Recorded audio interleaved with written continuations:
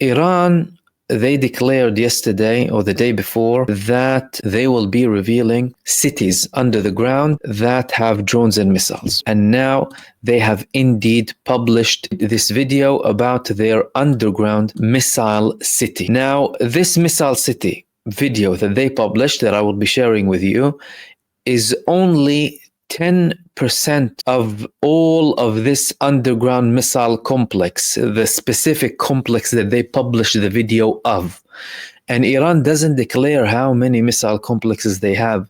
However, from what you're about to see in this video, you're clearly talking about a massive development when it comes to the size, the quantity, the quality of the Iranian missiles, and the prospect of them being used in their potential attack on Israel in what is anticipated to be True Promise 3, and that is the video for you. حالا امروز سردار حسین سلامی در قامت فرمانده کل سپاه از میان یکی از صدها پایگاه موشکی زیرزمینی نیروی هوافضای سپاه از این پایگاه باز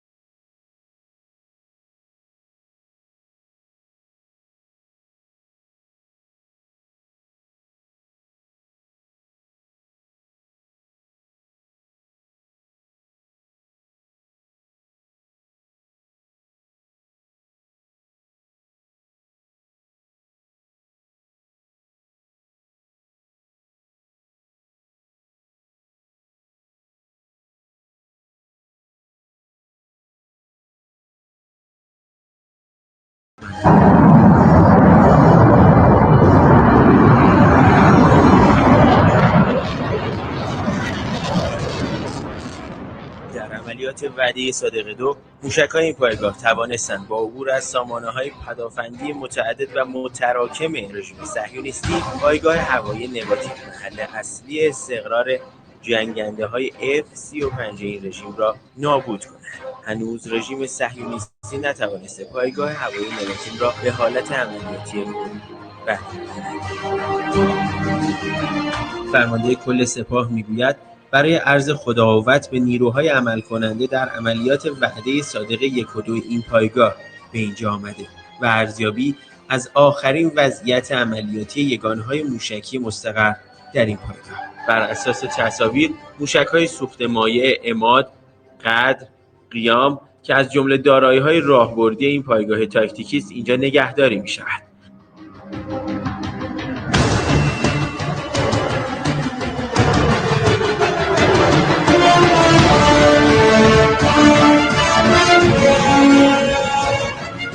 خبرگزاری صدا و سیما با وجود ملاحظات شدید حفاظتی اجازه یافته تنها بخش بسیار کوچکی از این کوه یخ را نشان دهد.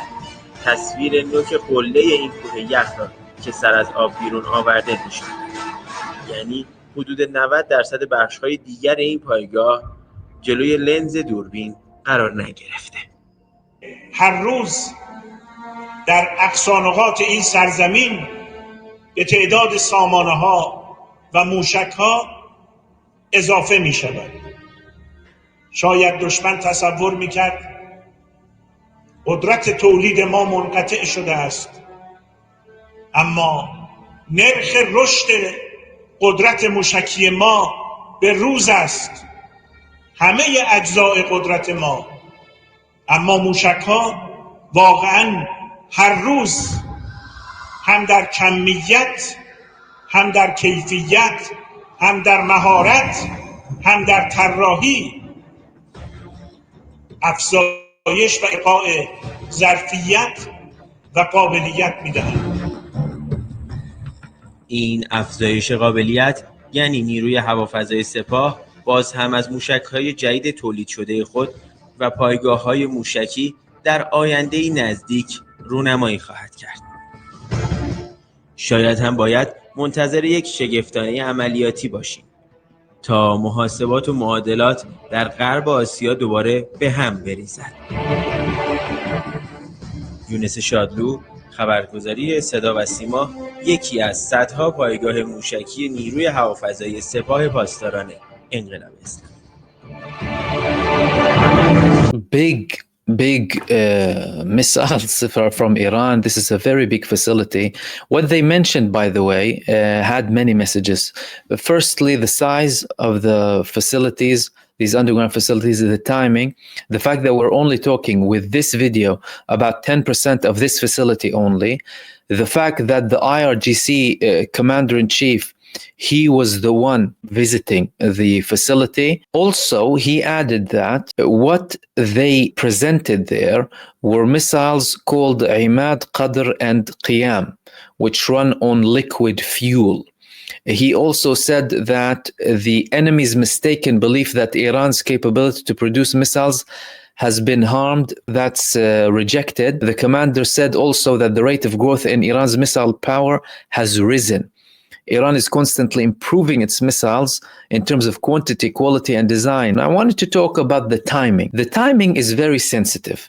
We are now at a stage where the ceasefire with Gaza might happen, reaching towards the deadline when it comes to the 60 days in Lebanon, where Israel has to withdraw from all of the areas that it's occupying in South Lebanon. And things are very sensitive. Iran hasn't had the True Promise 3 response, but this is a clear message to Israel and the United States. If there is no progress when it comes to the ceasefire and things quieten down, then we will carry out this operation with the biggest intensity possible. Because there are two arguments in Iran, or two options, according to what the Iranian president Masoud Pezeshkian said before. Number one, Israel behaves and stops murdering children, stops committing genocide. Our response, we might consider its size and its shape and timing, perhaps. Second option, Israel continues with killing children, committing a genocide, and occupying, and all of their mass terror supported by the United States administration. And then we have to implement the response. We have to go ahead with the response, and it will be extremely intense.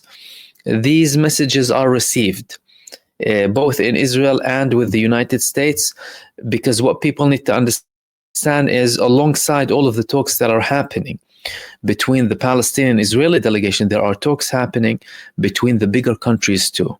The United States doesn't want attacks on its bases in the region. The United States knows its weaknesses. They have been humiliated by the constant attacks from Ansarullah in Yemen. Now imagine what Iran can do to them. Which leads me to Yemen, Ansarullah. The genocide coalition, and what I mean by the genocide coalition is the United States and the United Kingdom forces in the Red Sea going to attack Yemen for the sake of a genocidal entity, butchering children, committing an infanticide and a genocide in Gaza, and destroying everything.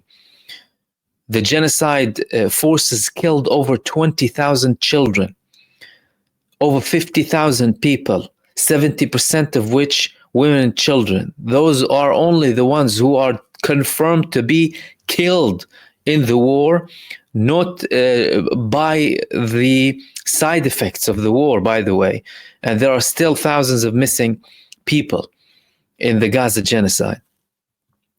They carried out an attack in Sana'a, in Yemen, near Maidan al-Sab'in.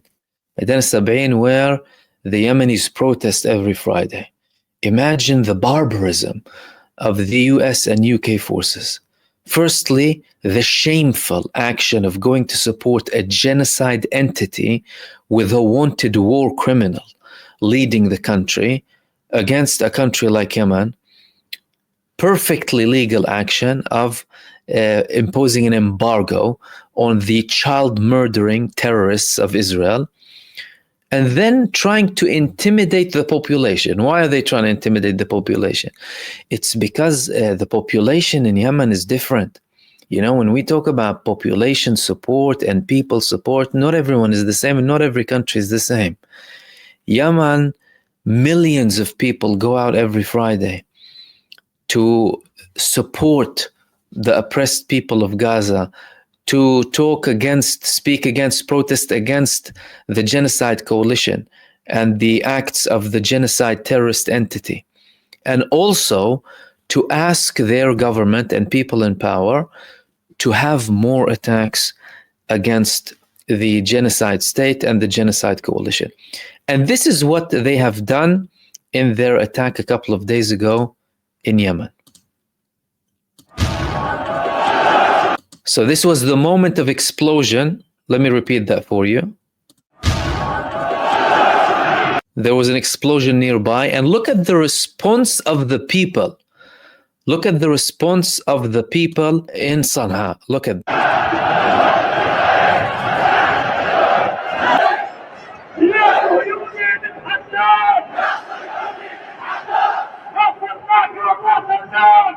no fear, no nothing.